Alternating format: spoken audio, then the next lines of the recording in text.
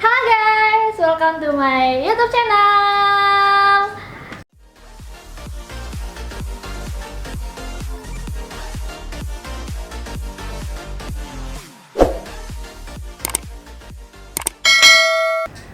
Oke, kali ini aku kedatangan tamu spesial. Ini dia tamu kita. Yeay. Hai semuanya. Oke, halo, Kak. Lama banget ya ketemu ya sis. Iya, kita lama banget gak jumpa. Oke, sebelum kita berbicara lebih lanjut, mari kita perkenalan dulu. Yuk Kak, boleh kenalan dan sama teman-teman kita. Oke, hai semua teman-teman. Kenalin ya, di sini aku Intan. Aku temannya Dian dari kita kuliah ya. Iya. Kurang lebih berapa tahun kita kuliah? Kita kuliah 3,5 kali ya, lebih dikit. Lebih dikit ya. Jadi aku dari prodi farmasi. Oke, Kakak Intan ini dari Prodi Farmasi teman-teman. Jadi habis ini kita akan bahas apa sih farmasi dan terkait skripsi dong, tidak lupa. Oke Kak Intan, tadi kan Kak Intan menyebutkan kalau Kak Intan kan jurusan farmasi nih. Nah, boleh tanya nggak sih, kenapa Kak Intan dulu itu milih farmasi? Oke, jadi itu sebenarnya ceritanya gini. Dulu itu kan aku punya cita-cita jadi dokter ya kak ya. Oke. Cita-cita aku tinggi banget pengen jadi dokter. Otomatis kan aku harus berjuang gitu kan. Harus masuk SMA dulu.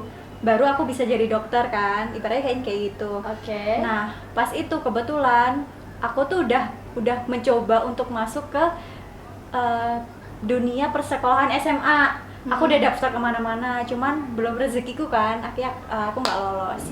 Ya udah, terus akhir itu orang tua aku nyariin aku buat coba deh kamu tuh ambil sekolah yang sekiranya hampir mirip sama dokter.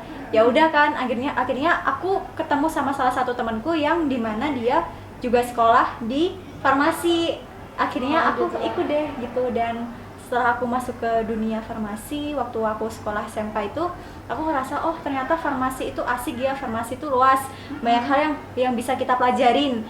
Khususnya tuh kayak kita bisa bikin kosmetik, kita bisa ngeracik obat, terus kita bisa berinteraksi sama dokter, kita bisa berinteraksi sama pasien, kita bisa kasih edukasi banyak hal tentang pasien, tentang pengobatannya gimana, terus efek sampingnya gimana dan lain sebagainya. Jadi itu yang membuat aku sangat-sangat tertarik kenapa aku bisa masuk di farmasi kayak gitu. Oke gitu. Jadi sebelumnya Kak Intan ini dari SMK ya. Kalau boleh tahu SMK mana sih Kak? Dulu aku dari SMK IIK Kediri, Bakti Wah. Wiyata. Ini tuh SMK yang terkenal banget, Re. SMA-nya kalau kalian itu pengen masuk farmasi bisa tuh masuk SMK di Kediri dulu ya. Kayak Kak Intan nih. Oke, kita bahas lebih lanjut. Kakak, boleh nggak sih aku nanya persepsi kakak terkait skripsi itu gimana sih? Skripsi ya, gimana ya? Ya, first impression. Kalau bicara soal skripsi, kaget banget pasti ya awal-awal ya. Iya. Aduh, awal-awal kayaknya aku kuliah tuh pasti santai, masih suka ini itu. Ternyata kok tiba-tiba udah skripsi, bikin pusing kepala. Ntar aku bisa lulus tepat waktu nggak ya? Itu yang Iya. bikin aku takut sih waktu itu, waktu pertama kali dengar kata-kata skripsi. Pasti ya, kalau udah dengar kata-kata skripsi ya, otomatis itu tandanya kita itu harus bener-bener usaha maksimal kan buat nyelesain ibaratnya kuliah kita sama kurang lebih 3,5 tahun sampai 4 tahun kan. Nah kayak gitu, jadi itu ibaratnya kayak penilaian terakhir kita kuliah gitu loh kak. Bener banget. Iya kan, bener Iya, kan, kayak bener gitu. banget. Jadi kalau udah masuk dunia skripsi ya otomatis kita sendiri yang dulunya aduh aku mau nyontek deh kerjaanmu, aku mau nyontek deh tugasmu dan lain sebagainya, kita udah nggak bisa lagi kayak gitu karena kan skripsi udah punyanya kita masing-masing ya, individu. Terus apa yang kita suka kita jalanin kan di skripsi itu. Iya, betul Jadi banget. otomatis ya kayak gitu tadi. Jadi kayak gitu ya Kak Intan, menurut Kak Intan skripsi itu waktunya kita untuk berjuang semaksimal mungkin ya. Betul banget.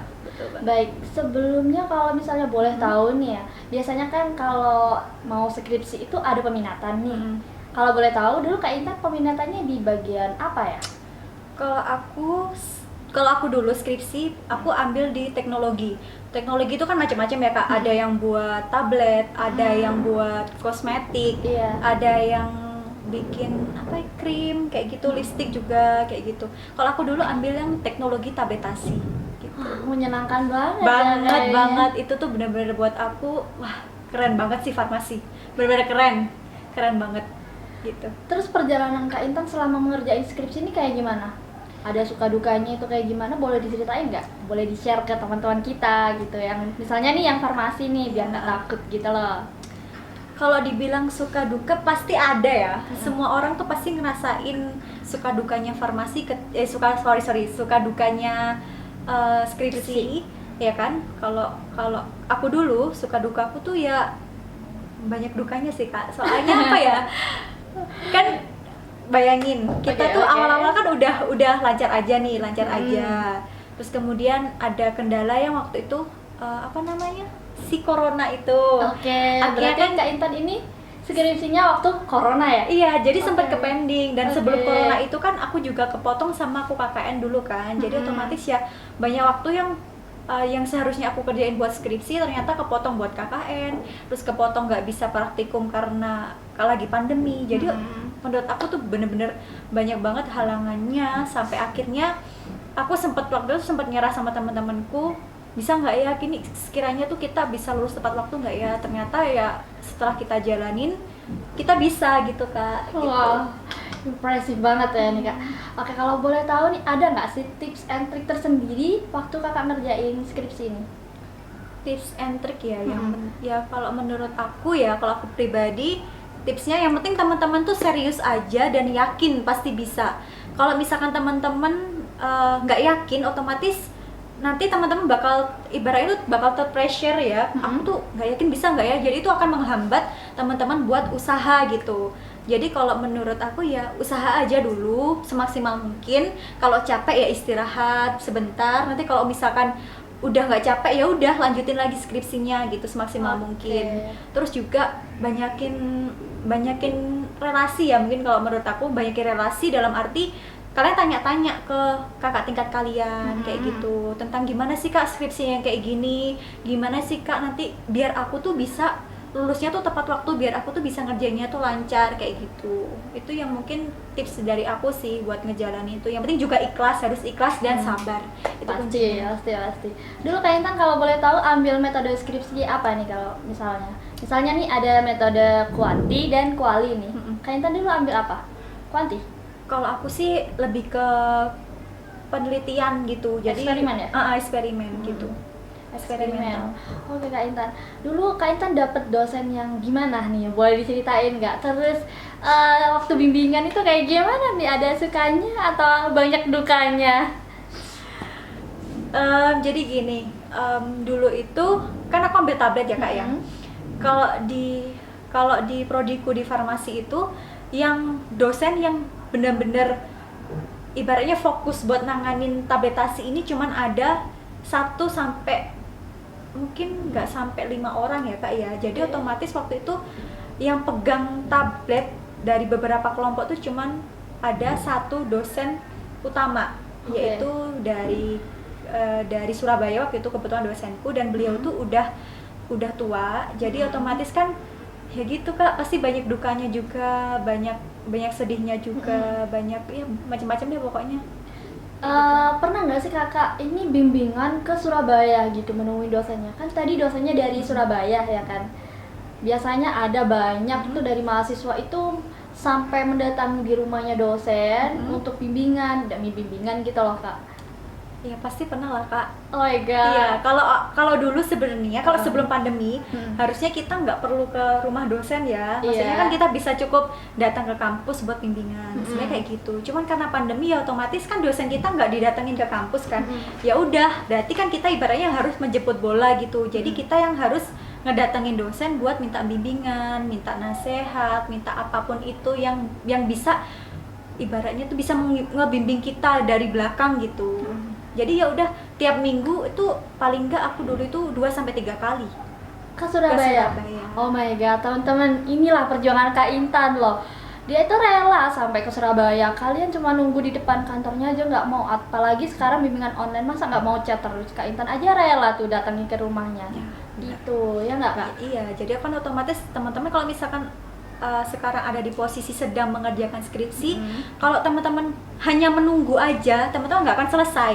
Jadi saran dari Intan, mending teman-teman harus menjemput bola kan, ibaratnya Iya. ya udah datangin dosennya, tanya baik-baik, gimana sih Pak Bu, kalau misalkan nanti saya ada halangan seperti ini gimana, kan bisa dikomunikasikan dengan Iya, baik kan, betul. kayak gitu.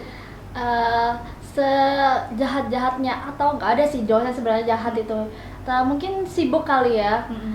Sesibuk-sibuknya dosen itu, kalau misalnya kita komunikasinya lancar, baik, pasti ada solusi, ya nggak Kak Intan? Bener banget. Oke, itu tadi kan perjalanan Kak Intan terkait skripsi dan tips and triknya. Sekarang aku mau nanya nih Kak Intan. Kak Intan kan sudah lulus, Ya, sudah mendapat gelar S-Pharm ya? ya, Farmasi ya?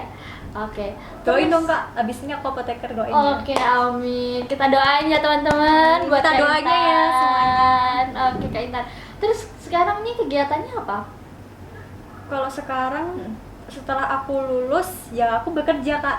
Oke. Iya, jadi aku tipikal orang yang nggak bisa berdiam diri.